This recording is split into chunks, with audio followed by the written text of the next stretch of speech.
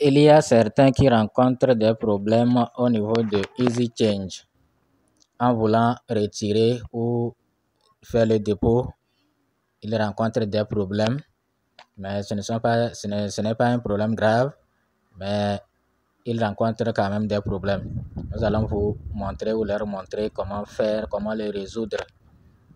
EasyChange, c'est un grand échangeur pour ceux qui ne le savent pas, qui permet d'acheter facilement ou de vendre facilement des crypto-monnaies. EasyChange, c'est plus rapide, c'est instantané, mais attention, il y a des moments où le réseau peut avoir des soucis. Moi, depuis que j'ai commencé, je n'ai jamais rencontré de problème jusqu'à la fois dernière où mon dépôt a fait plus de 3 heures avant d'être effectué, avant d'être exécuté. Et c'est là que j'ai vu un des inconvénients. Mais bon, je comprends, c'est les réseaux. C'est pas facile. Donc, on doit les encourager. On doit aussi reconnaître le travail dur qu'ils abattent. Donc, finalement, c'est arrivé. Mais je n'ai pas encore vu quelqu'un qui a dit il a fait un retrait et ça n'est jamais arrivé. J'ai vu les plaintes concernant le retard. Le retard, oui. Mais jamais arrivé. Je n'ai pas vu. Soit c'est lui-même qui a commis des erreurs au niveau des adresses. Ok. Maintenant, EasyChange vous permet, pour les novices, EasyChange te permet de mettre ton argent en crypto-monnaie ou bien ta crypto-monnaie en argent fiat. Voilà l'utilité de EasyChange. Donc, quand vous arrivez, vous allez voir, choisir. Vous donnez. Qu'est-ce que vous donnez? Si vous avez les cryptos et vous voulez transformer en argent, vous allez cliquer au niveau de données. Ça y est, vous avez crypto, ça. Vous allez cliquer là-bas, choisir et vous allez venir voir quel crypto vous voulez transformer en argent. Si c'est Bitcoin par exemple, si c'est Bitcoin, vous allez cliquer sur Bitcoin et vous voyez que vous voulez donner Bitcoin ça. Maintenant, vous voulez recevoir quoi? Vous allez choisir. Vous voulez recevoir quoi? Vous choisissez ce que vous voulez recevoir. Maintenant, ici, vous allez voir les réseaux mobiles. Les réseaux mobiles. Airtel Kenya, Safaricom, OM Guinée, OM Mali, OM Burkina, OM Sénégal, OM Côte d'Ivoire, OM Cameroun, WAV, Côte d'Ivoire, WAV, etc. Vous voyez, non? Airtel Gabon, Airtel RDC, donc jusqu'à RDC, ça travaille. Airtel Niger, Move Burkina, Move Togo, Timoni, Togo, Move Gabon, Move MTN Côte d'Ivoire, MTN Bénin. Donc, qu'est-ce que vous voulez recevoir? Moi, je veux recevoir, par exemple, sur Timoni, Togo. Donc, j'ai cliqué sur Timoni et vous allez voir que Timoni est venu en bas et les bitcoins en haut. Maintenant, je veux envoyer combien de bitcoins je veux transformer en crypto, en argent. Je vais mettre 1 et vous allez voir la valeur de bitcoin actuellement, combien ça vaut. 1, ça fait combien? Un bitcoin égale un bitcoin, je vais compter, égale 40 millions. Un bitcoin égale 40 millions. Maintenant, si vous voulez envoyer un bitcoin, vous avez déjà vérifié, voir que vous avez vraiment un bitcoin.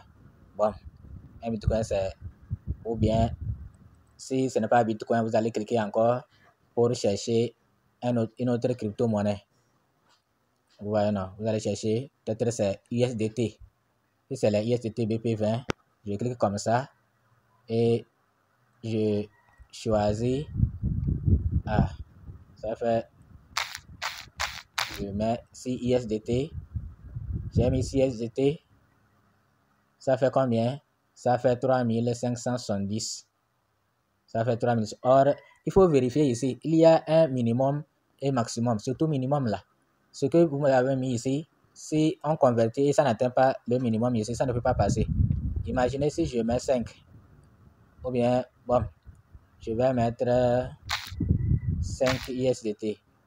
Vous avez vu que ça ne va pas atteindre les 3000 francs minimum. ça donne seulement 2000 francs, 2900 quelque chose. Donc ça ne va pas passer. Il faut minimum que ça atteigne le minimum.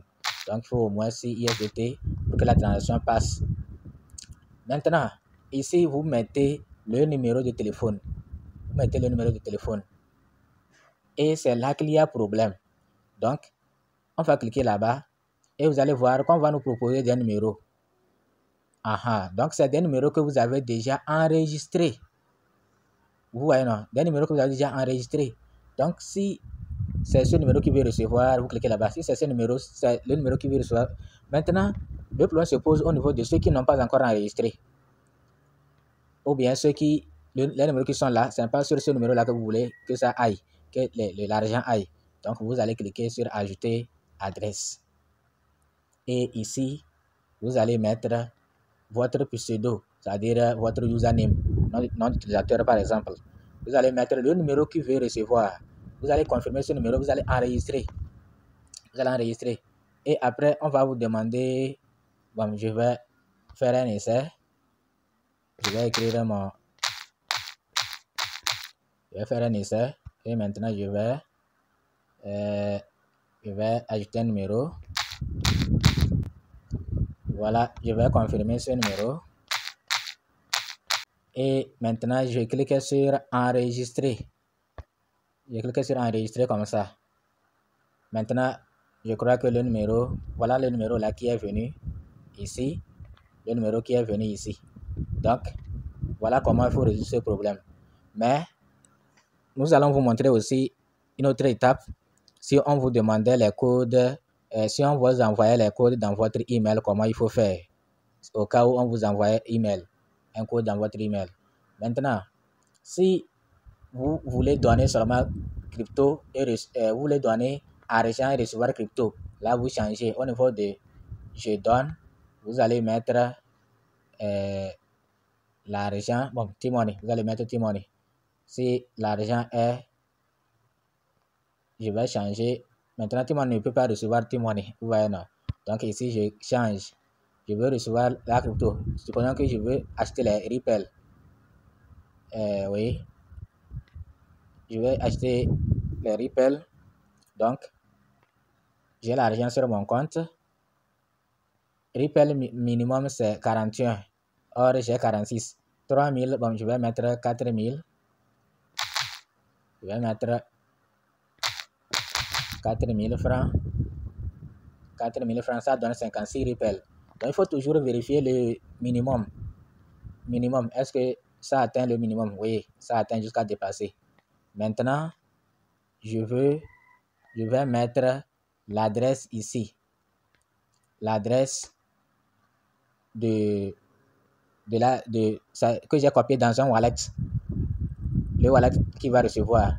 Si c'est Ripple, je vais copier Ripple peut-être dans MetaMask, dans Trust Wallet, dans OKX, n'importe où, je copie l'adresse Ripple et je viens coller là-bas. Vous voyez, non? Donc, et après, vous allez cocher ici. Vous allez cocher ici et vous allez continuer. Vous allez continuer. Si on vous demandait d'activer le code d'authentification, Google Authenticator, ou bien par SMS ou par email, il faut prendre email. Vous allez recevoir un code dans votre email. Bon, le pseudo c'est Sami Bra. Je mets Sami Bra. Numéro c'est T-Money. Et je vais changer de numéro. Je vais mettre numéro 80. Je vais choisir OTP. Entrez votre code OTP.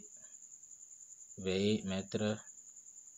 Ok, est-ce qu'on m'a déjà envoyé un OTP? Je vais vérifier. Envoyer OTP. Je vais cliquer sur envoyer OTP. 5 minutes. Ok, je vais aller copier le code. J'ai oublié de préciser. Vous voyez ce numéro-là. Si l'argent se trouve sur les numéros que vous avez déjà précédemment enregistrés, vous cliquez sur ce numéro, puis c'est facile. Vous voyez, non? Si mon numéro là, ou bien celui-là, j'allais cliquer sur ça et puis c'est fini. Mais comme l'argent ne se trouve pas sur ça, C'est pourquoi je suis obligé d'ajouter encore un autre numéro. J'espère qu'on me comprend. Je suis obligé d'ajouter un autre numéro. Donc, je vais ajouter un autre numéro. On m'a envoyé un code. Vous avez vu comment j'ai fait. Donc, j'ai cliqué sur facturation. Ce n'est pas réception. Là, le point de facturation est activé. Le point de facturation est activé. C'était sur réception. Donc, je suis revenu puisque le numéro que je vais ajouter, c'est un numéro de réception, de facturation. Le numéro sur lequel on va prélever l'argent. Si c'est réception, je clique sur réception, j'ajoute. J'espère qu'on m'a compris. Ok, donc moi, je vais cliquer sur enregistrer pour enregistrer le numéro. Donc voilà, maintenant wallet enregistré avec succès. Next. Je vais cliquer sur Next. Et ici, je vais voir mon numéro que j'ai enregistré. Ici, là, je vais voir le numéro enregistré. Je vais cliquer. Le numéro est enregistré maintenant. Numéro de facturation. Donc, le numéro qui est en haut, c'est le numéro de facturation. Donc, si vous voulez prélever sur votre compte T-Money pour faire de ça une crypto-monnaie, vous allez ajouter le numéro. Les deux qui sont en bas, ce sont les numéros de paiement, de réception. Vous pouvez ajouter tous vos numéros ou bien tous vos contacts au niveau de réception. Les mêmes contacts aussi, vous allez ajouter au niveau de réception et au niveau de paiement. Et puis c'est fini. Donc voilà comment il faut faire. Maintenant au niveau de facturation, on demande le code OTP. Mais au niveau de réception, c'est comme il n'y a pas le code OTP. C'est ce que j'ai constaté. Merci.